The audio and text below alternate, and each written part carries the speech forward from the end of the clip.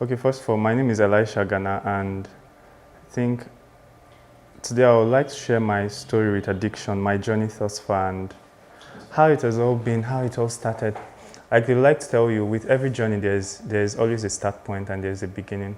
I think for me, this all started around when I was like 6, 7 years old. I was sexually exploited and molested by a male relative of mine on like several occasions. And there's one funny thing about sexual exploitation and abuse I feel not so many people talk about. There is the education part of it. How well do you understand the topic on its own before you know how to react or how to respond to it? I didn't have any knowledge. All I knew was it felt good. And that's bad, most people will not talk about. It feels good. Do you know how many nerves are on our genitalia on a normal basis? It felt good. And even though at that point I didn't know what was happening, in later years I began to see like the impact it had on me. It had on my mind, it had on how I reacted to things and all of those. I literally had to create a blockade for myself to get by on a normal day. And that just opened a portal in my mind that it felt like a downward train, like a train wreck, if I would say that from there. I had responses to hypersexuality. I was always thinking about sex. I was always thinking about how to get off. The feeling had made a mark in my brain set. How to get that feeling back. I think I have a friend, Josh, who talks about this topic a lot. And the thing is, with addictions, you always chase novelty. You chase what's new. You want the feeling to heighten. You want the feeling to be better. You want the feeling to feel new or something like that. And so my journey started off that way into secondary school. The abuse continued quite all right. And it felt like going into secondary school was my saving grace, because it was a boarding school. I didn't have contact with him so much, and it felt like for that period it was a saving grace. Little did I know that was where things mixed up the most. Like just seeing different kinds of people and how the things they've learned and how they show it. It's an open space. You literally cannot segment yourself and choose a space for yourself. You literally see everything. And it felt like the devil was on my trail, because even then, secondary school, there were experiences like I just look back and I smile, and I just thank God for where I'm at now. That's what keeps me excited. When I look back and I think about it, say a year before now, I would have maybe teared up or cried a little. But now I just look back and I laugh, because I'm excited that the devil has failed, if I can put it that way. So when I talk about addictions, that was like a preview of the journey. But I think the most part for me was the first time I saw pornography. Ooh la la! My uncle had spiked a cola drink for me with alcohol. I can't remember how old I was then. I knew I was feeling funny and not so great. That was the first time I had alcohol in my system. And a funny thing was, even though I went out to chill with like a few of my friends, he came checking, because I feel like he knew what he had done. He came checking. He'll come and check, like, how are you feeling? I know I was feeling funny, but I'll tell him, I'm fine, no shaking.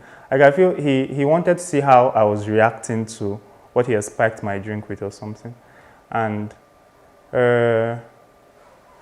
just getting back home and just having a sight of it, it just played something in my system. I couldn't explain it. It made me feel great somewhat. And the journey started from there. I started to look for ways to find it for myself. And I think in those early days, the internet craze had not started so great. There were magazines, there were CD plates. You would literally hunt anything, like a hunter kind of play and all of that, just to find it and and get the thought off your head. But the funny thing is, the more you keep going, the deeper you go, because you never find like an answer or a solution to it. You keep going in for more. You keep going in for more. And it just plays out in, excuse me, the scenario where we are in now. There is the internet craze. Almost every click on the internet you find pornography. And there are different arrays of pornography available now. So just all of that playing out and how it impacted me were like super. Sometimes I just sit and breathe and I think of it, and like I'm grateful for where I'm at now. So like the journey continued from there into secondary school. Because of the place you stay in, you stay with family. You look for secluded moments in the shower while you're sleeping. It's crazy because at some point in your life, that's almost all you can think about. And I think that's what addiction does to you. It takes your focus and takes your mind off of the really important things, and that's all you can think about. And it's never enough. It's never enough. You tell yourself, this is the last time I'm going to do this, and you feel sober for maybe 2 days, and then you're back into business again, and you keep going on and on and on. There is never I know I've listened to several statements that tell you willpower. I think willpower alone is not enough to course through this journey, because willpower can only get you so far. You need a greater power to help you beat stuff like this. So I kept going. There are times I'll plan sessions for myself, like marathon sessions, and it just felt like work to me. Was it just like pornography, or did you like have did you take you like into like having like sex with people? Yeah. So Sorry. okay, sorry. Did you like also change like your sexual orientation to having like feelings for men because of Yeah. So that part was the crazy part to handle, and I think it tortured me for a very, very long time. Seeing what my first sexual experience was at that time, 7 years old or thereabout. You know how they'll tell you your mind reconfigures itself to first experiences and first encounters. It was like a very crazy moment for me. It felt like I had a deep secret down my bowl that I was trying to battle with, and nobody to talk to.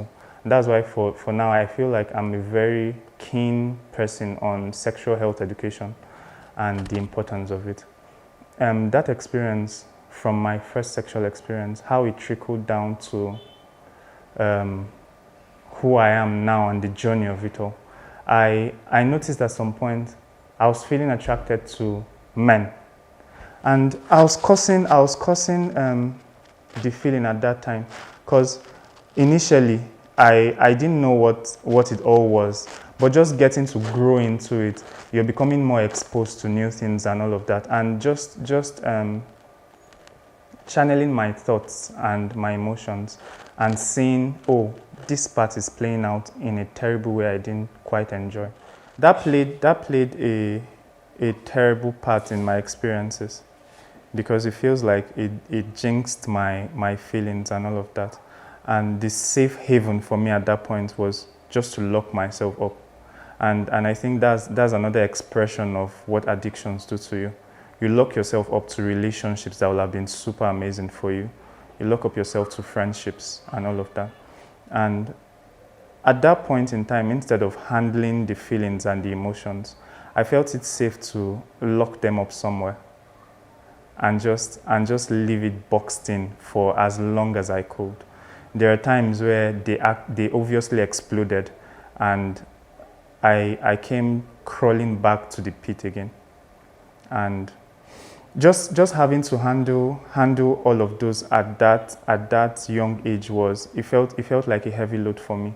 And these are topics nobody talks about. Nobody talk about them, and there are literally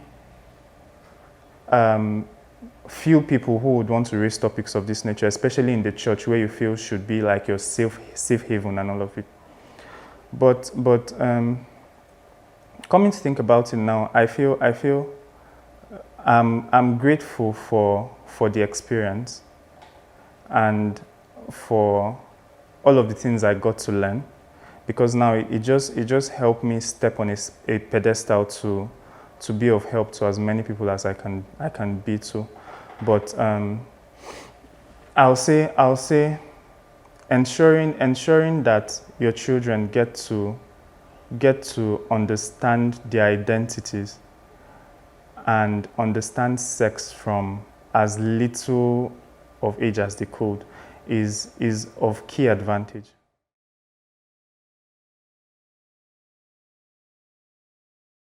Oh yes, there are occasions where I did act on them, and just being in that moment, and you know how they'll tell you scenarios just flash in your head, and you start to put things in perspective. There have been scenarios where like I actually went through on the thought, and just coming out of it and having like a rethink of it. It feels exciting to talk about now because of my journey in Christ. I think just settling in and thinking about them initially made me feel like some level of, say, if I was to take a pedestal and go back 3 years, where I'll think of scenarios like this and I'll play it in my head, and a whole load of shame will just drop on me, and I'll start to have things in perspective. Okay, what has happened to me? I'll start to recount and to replay, and it all boils down to that experience, that first experience, and it makes me ask so many questions. I'll be like, okay, would things have been better if like I had different experiences and all of those? I've done like so many researches, joined so many support groups, just to have like my mind in perspective. And as much as I did that, I didn't find the answer I was looking for until sometime in 2018, where I think I was playing through YouTube, and I found a channel where someone was talking about sexuality and his journey through life as a young guy, as a teenager, as who he was now as a married man with children. And it just felt like a click and a saving moment for me, because I started to have rethings in new perspectives. It started to help me see new pictures to this thing and all of it. Oh wow, now many scenarios are playing in my head. I don't even know which one to pick from.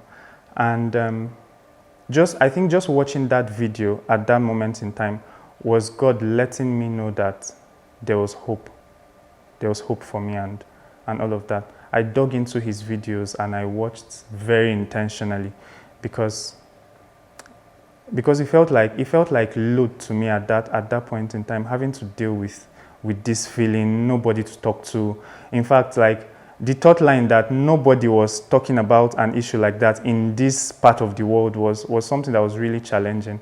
There was nobody I could talk to, and I think that's where I picked interest in Jackie. I was talking to you about Jackie. That was where I picked interest in Jackie, because even though she was the female counterpart and all of that, she had like similar experiences growing up. So just seeing her life and how it played out, it shined a ray of hope for me. And I think that was where the journey took a different turn, and I'll say it was a stain for the devil, because he had reached his peak for me. There is this interesting story. Told about you giving testimony in church. Yeah. Oh wow. That was okay. That happened on the 20th of December 2019. I had planned a session, and by a session I mean like pornography and masturbation sessions. I had this thing where, because I had locked up everything, I didn't want to have relationships. I just wanted to lock myself up in my space. And then this was a way to go for me for getting sexual relief. And I had this thing where I'll plan out sessions in my head for weekends, you know how you go and plan a weekend getaway. Exactly, I'll plan these sessions out in my head. And that Friday, just almost beginning, it just felt like I had someone just tap me or somewhat and did a recalibration in my mind. I couldn't explain it. I just knelt down and started sobbing. I was crying intensively. I was crying buckets. I couldn't explain it. I cried Friday. I cried into Saturday. Like I couldn't explain the experience. Looking back now, I know like that was God. That was God like just tampering me and telling me, oh, I see your struggles. I see how much effort you put into wanting to be free to start with. And that was like the turning point for me. It just broke all defenses I had built up. I didn't want to bottle things in anymore. Like I wanted to tell the story. Like I was almost busting open. Like I was posting on Twitter, I was posting on my status. Anybody will ask me, I'll tell them what had happened.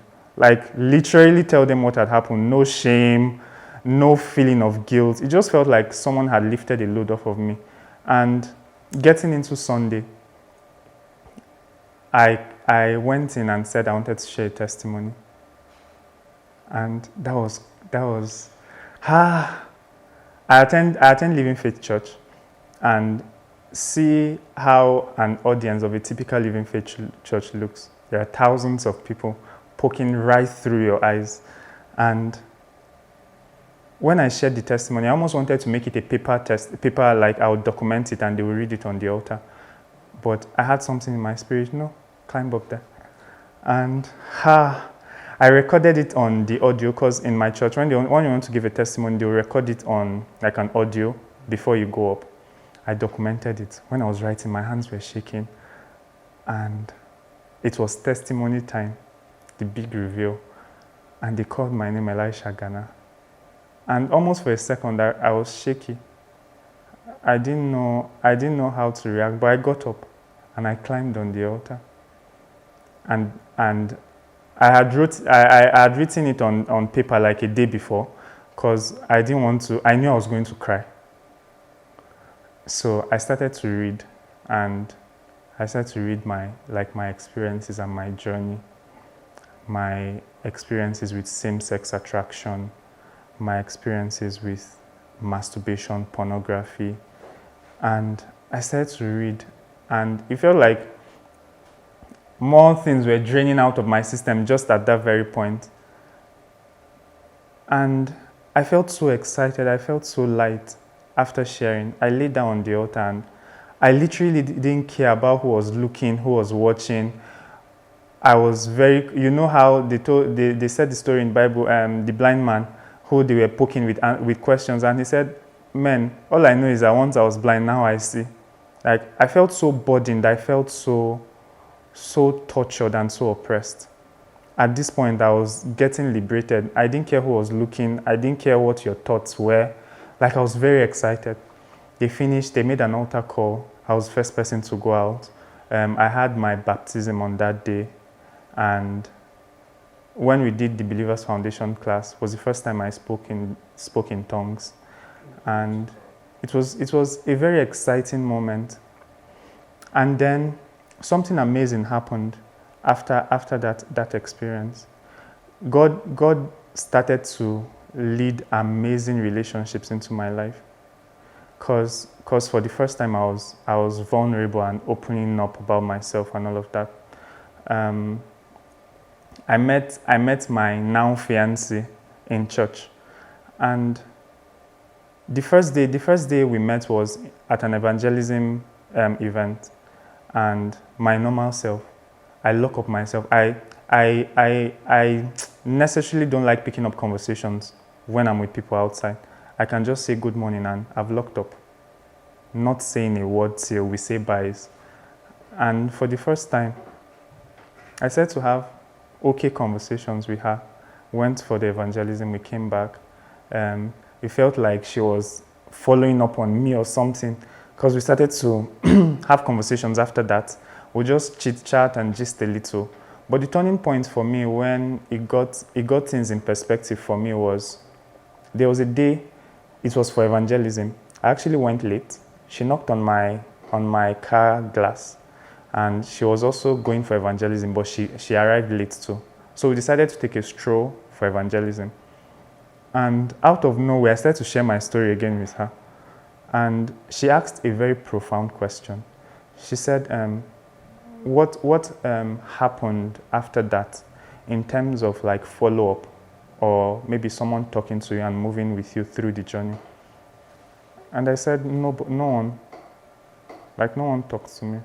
And it just clicked in my head. And that was around like the 10 months mark.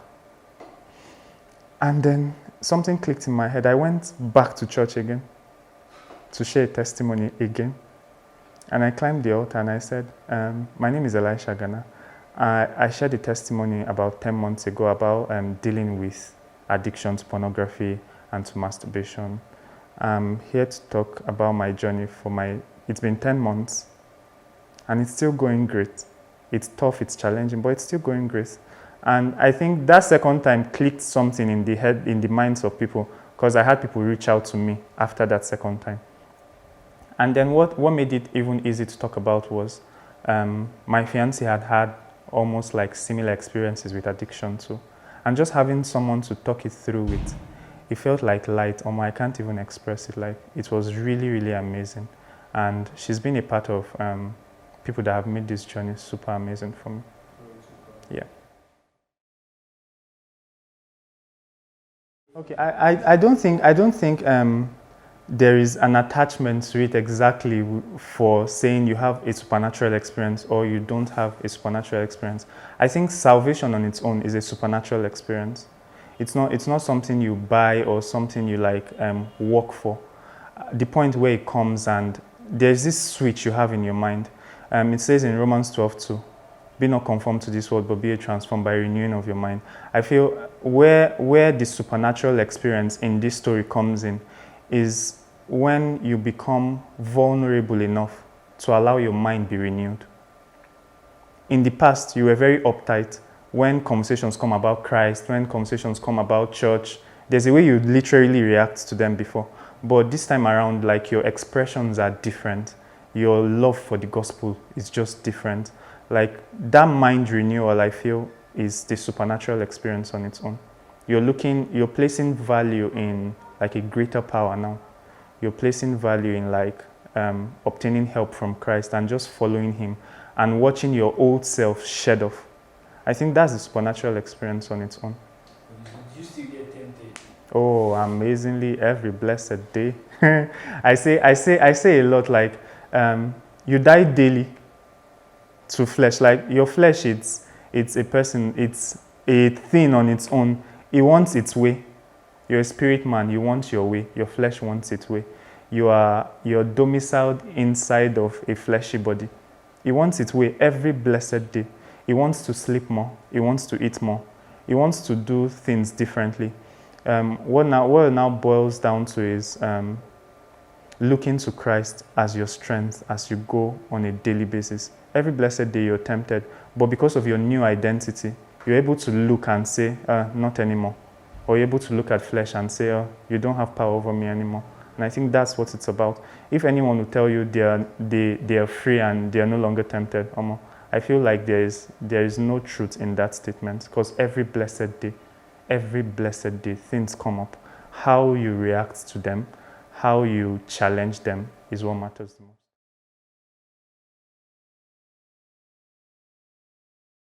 I think it has helped to put things in perspective for the both of us. It has helped us focus our journey and be accountable to one another. And there's this thing addiction does to you. It tampers on your relationships on a normal day, not just with friends, with your family, with people around you and all of that. You get to be alone more. And even when you're in a relationship, especially when it's not a godly relationship, it dampens the part where you have to have conversations. You just go in for sex. You go in for the escapades, and that's what your relationship is about. And that's why you see people come up and tell you sex is what keeps a relationship alive. I think I beg to differ. I think conversations are what keep keep relationships alive. Aside that there is Christ in the relationship, a relationship that has almost no conversation is going to be a stressful relationship. Because imagine you're in a relationship, you can't talk to your spouse or talk to the person you're in a relationship with. All of the times you have meeting points are for sex alone. I think that takes away from the big idea of what a relationship or marriage should be. So for me, I think it has helped us talk so much. Like, we've dug into our past like so much. It has given allowance to talk about our past, talk about what our challenges are, how we hope for things to be different for us in the future. We've even gone as far as like talking about how to handle children and just help them have better experiences than we have in terms of knowledge. It just shows that there are other things to look out for in a relationship, and being addicted to, say, pornography is going to take away from what a full relationship should be like in terms of scope. Because imagine you're in a relationship, all you think about is sex. You just hang out, you eat, the next thing, it's sex.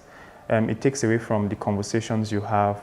It takes away from like the typical little fun things you could do to make you just excited. And I've come to see conversation as therapy on its own. You talk to someone, you're talking to someone vulnerably, you're sharing your past, they're sharing their past, and you're just cozying up in the moment. I think it's been really, really exciting having that experience.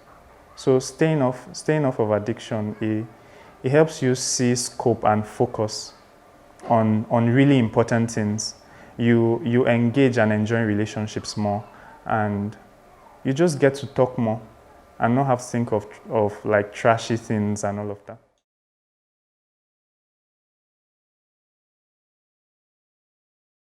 Yes, I think that will be a very great step to take. If it's not maybe either breaking it off or maybe it's, first of all, becoming vulnerable with who you're in a relationship with. Let them know what you're struggling with, and you can start to build for help from there. Maybe not break it off entirely, but become vulnerable enough to talk about it and seek help is very necessary. Because going into marriage with, there are several researches online that have talked about the impact this has on marriage, and it still makes me shrill why so many people don't want to talk about it or explore these topics, especially to help the younger generation. In church, you may have dealt with this as an older person. It doesn't take like so much, just pulling a group of people around and then talking about your experiences with these people. It will help grow the body of Christ, I feel. So saying breaking the relationship, maybe not exactly breaking off the relationship, but becoming vulnerable with whom you're in a relationship with. And I remember one day I was having a challenge, and I was almost going to have a relapse. And I called her and I was like, I'm not feeling so great. And we started to talk. And she was like, what's the issue? And the way I was expressing myself, and this was the early times when we just started like dating, and it felt like she picked as quickly as she could, and she was like, oh, this. And I was like, yes. And we started to talk, and that was great. So imagine I had not been vulnerable enough with her and maybe kept it a secret, and we just keep rubbing off. I think it will have posed as a very serious challenge transitioning. I think that generally people will be people. Like, they're going to talk, they're going to raise their noses, raise their eyebrows. It doesn't stifle or change the fact that they also do not have things they're dealing with. I remember one video I made. I started a video with like, I'm very excited about talking about this topic, and I know everybody has like their challenges. My challenge may not be your challenge may not be mine, but it doesn't change the fact that like we have things we're trying to brush up on. And me taking that step to be vulnerable with mine, I think I got to that part where I didn't send anymore. And this was because the person that should matter the most to me had my back, and that was Christ. He had my back. Like, I didn't send, you raise your face, you raise your eyes. I had this thing where I couldn't look you straight in the eyes when I'm talking and all of those. But just getting up on the altar that day and sharing the testimony, especially the second time, I was looking straight into the eyes of like people sitting. I just think my experience on that day just broke a vulnerability jinx for me, because at every point in time, I was willing to share my story. I was willing to talk about it. How you handle it didn't really matter to me. And like you said, there could be drawing lines in relationships and getting to know who you talk to and who you do not talk to. I think is a very smart move still. Like, you can literally discern and calibrate from people when you talk or have conversations with them. You know and differentiate between who would be a non-calibrated talker and just go blabbing, and who is genuinely thoughtful about what you're going through. I think empathy speaks through when you talk to people. Like, you can literally pick up on empathy when you talk to someone, and just picking that moment and knowing who to talk to and who not to talk to is something that will be very wise. Except you want to take like the Agbero kind of perspective like me and just not care anymore.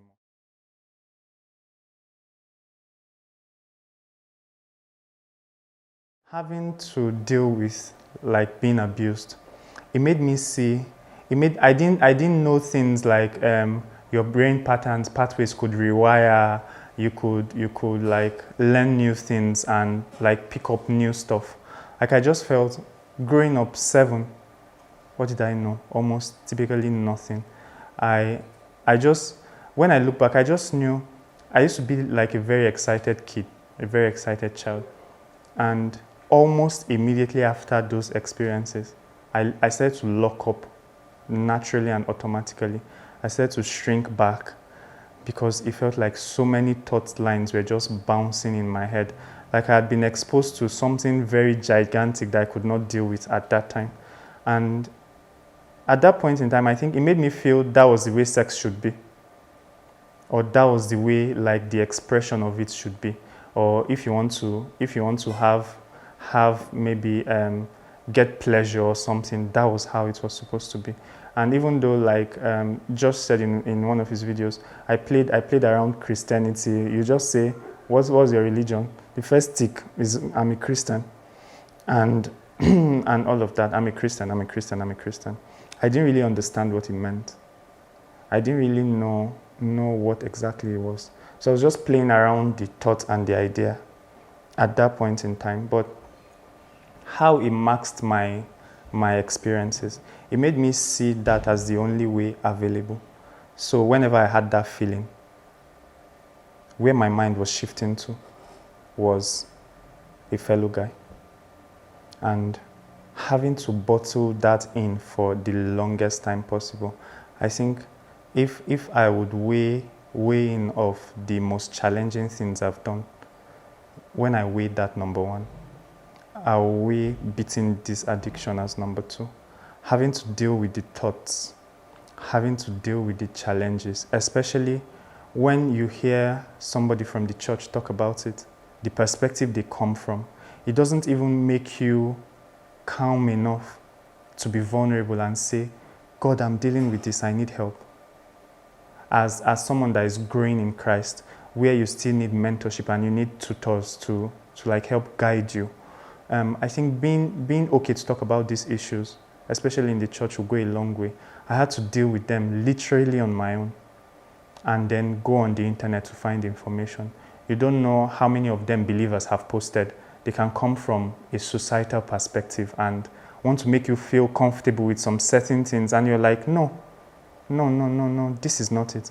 I don't want this. And even though I know I had struggles and I had challenges, sometimes I couldn't handle it on my own, and some fell through and all of it. Like, just looking back in perspective now, to that day I said, no, I may not have someone to talk to. Like, I don't mind going on this journey by myself. There may be sweat and blood, but I yield to going on this journey. And I think just starting off and saying no was a big moment for me, because from then, like, my perspective started to shift, my thought line started to change, and it felt like things were just falling off on their own as time went.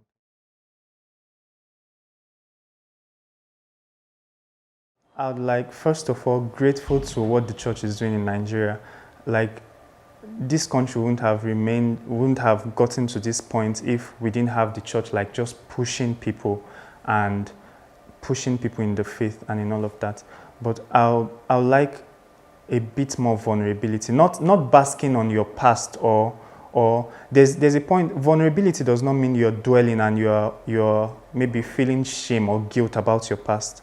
It's using your past as a pedestal to start off something new. Being able to bring up these topics and discuss them in the church. Like, people struggle every blessed day. If people would literally tell you the things they struggle with, you'll be shocked. Like, you literally choke, if that's an allowed word. And you see people just smile through. Like, I'm a typical smiler. I'm a yes guy. Like, I smile through everything. But I knew deep down what I was dealing with. And having to go through that journey on my own, I feel my outcomes could have been shorter if, like, I had mentorship or proper guide. And just understanding that the church is in a very strategic place to do something really tangible about it. It makes a lot of sense. Like, people respect, people trust the outcomes that come from our churches. And just building a platform or creating an avenue where someone is vulnerable enough to talk some certain things to you, I think it will be worthwhile. Like, it will do great. It will create a major difference in how outcomes are. Because imagine I had someone at that little age I could talk to, and so much work still boils on the parents too. I think the parents have a lot of work to do when like working with their children. Pastor Kingsley likes to say marriage and parenting is a ministry on its own. It's a ministry on its own. You have so much work to do in marriage and as parents. You don't just get your children to the best schools or buy them the best clothes. The parts where they need you most, even at that young age, is for their emotional development. Help them learn correct stuff, so that even when the devil tries to rear his head in the future, they know. Society didn't teach them. Like, they know what to do and how to handle stuff. I think just a coming together of like families, even from the church base, and just treating these topics, like, just dedicate a little bit of time and treat this topic, and treat it not that you're cushioning or like you're pampering the thoughts or pampering the thought lines, but you're handling it, I feel, the way Christ will have handled it. That episode, while I was telling you about Mary and Jesus, like, it created a shift in my head. You don't have to feel shame and guilt and judge yourself every single time. I think the first part of the journey is forgiving yourself, number one, and then just letting God walk through you. And it makes every other thing easy. If the church can begin to have like sections where they talk about these topics and just let people express themselves. Judgment will be there. We are humans. You raise eyebrows. We are humans. But come to that point where you talk, and you talk genuinely, and just help people understand what spiritual growth is about and how you grow in the journey. Like, it's really something that would be fantastic. And that's what, like, dealing with addictions are. Like I was telling you earlier, people have relapses and they feel their whole world comes crumbling down. And I'm sure Christ will just be smiling and be like, I wish you really knew who I was to you. Like, it will make things way easier for you. And I think that would be a good perspective to begin from. Hey guys, you're welcome to the Worst of Them All. And I just want to emphasize that you guys subscribe, you guys like, comment and share. The reason why I'm saying this is because of the work we are trying to do. We want to reach the whole world. We want the whole world to hear that, oh, Jesus can actually help people in addiction, and he actually does. Yeah, and we also have other resources like our podcast, our classes. We want you that is in addiction to actually get help, and we can offer that help to you.